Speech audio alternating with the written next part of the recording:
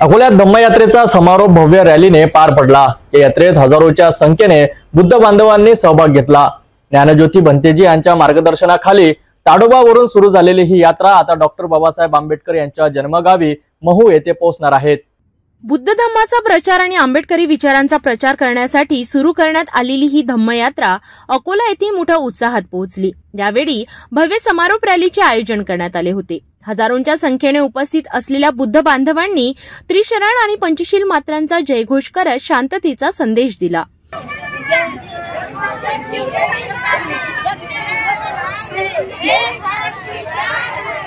ज्ञानज्योती भंतेजी यांच्या मार्गदर्शनाखाली ताडोबा येथून सुरू झालेली ही यात्रा 13 एप्रिल रोजी मध्य प्रदेशातील महू येथे पोहोचणार आहे।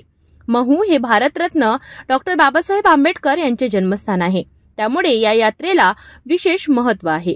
या यात्रेत सुमारे 400 लोक सहभागी झाले असून प्रत्येक गावातून मोठ्या संख्येने लोक जोडत आहेत। जशी जशी यात्रा पुढे सरकत आहे तसतसे आंबेडकरी विचारधारेवरील भक्तिभाव अधिकाधिक वाढताना दिसत आहे। या यात्रेच्या माध्यमातून धम्माचा प्रचार आणि प्रसार करण्याचा उद्देश असून समता, बंधुता आणि शांततेचा संदेश देण्याचे ध्येय ठेवण्यात आले आहे।